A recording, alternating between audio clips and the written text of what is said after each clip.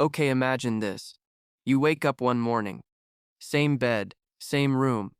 You grab your phone and there are zero notifications, no messages, no news. You walk outside and the street is completely empty. No cars, no people, no sound, just silence. You are the last person on Earth. So, what now? Let's be honest. Your first reaction is probably excitement. No boss, no school, no traffic. You could walk into a Ferrari dealership and just take one. Raid a five-star restaurant, sleep in a palace. For the first few hours, this feels less like a disaster and more like the best day of your entire life. You're basically the king or queen of the whole planet. But then reality knocks. Hard. You flick the light switch and nothing happens. Without humans, most grids fail within 24 to 72 hours. No electricity means no internet, no phone charge, no refrigerator. Running water disappears within days. And food? Fresh food rots within a week. Your best survival bet becomes canned food and natural water sources like rivers and lakes. That dream life just turned into a survival game really quickly. Now here's where it gets really heavy. It's day 3. The excitement is completely gone. You're sitting in a massive empty city, and the silence is absolutely deafening. No voices, no laughter, nothing. Studies show that extreme isolation can cause hallucinations, anxiety, and depression within just a few days. You'd probably start talking to yourself. Maybe you'd name a stray dog you found. Maybe you'd even talk to a mannequin in a store window. Sounds crazy? Trust me, you'd absolutely do it.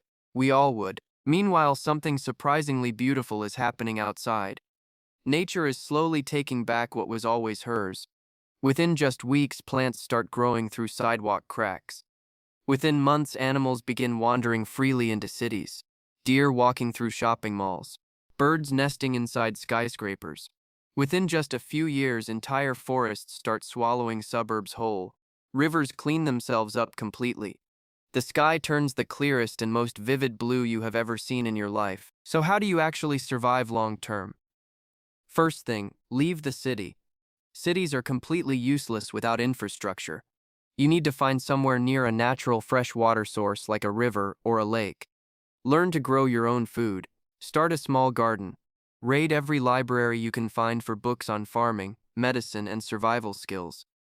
In a world where you can literally have anything, a Ferrari, a mansion, a private jet, the most valuable things you could possibly own become seeds, matches, and a good book. Funny how that works, isn't it? But surviving physically is honestly only half the battle. The real enemy is your own mind. Psychologists say that long-term isolation fundamentally changes the way humans think. You'd slowly lose track of time. Days and weeks would blur together into one long, endless stretch. You'd start forgetting words because there is simply nobody to talk to anymore. Your sense of identity would slowly start to dissolve. And then one quiet night you'd ask yourself the most unsettling question of all. Who are you when there is nobody to be anybody for? That single question alone would keep you awake every single night. Here is the most profound thing about this whole scenario.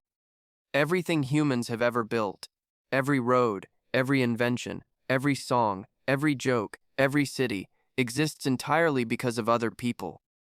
As the last person on Earth, you would finally realize something that most people never stop to think about. Human achievement was never really about individual genius.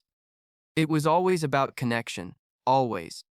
Alone, you technically have everything the world has to offer, but without other people around you, you have absolutely nothing that actually matters. So could you survive as the last person on Earth? Physically, maybe. But truly live? No. Because here is what this whole scenario is really trying to teach us.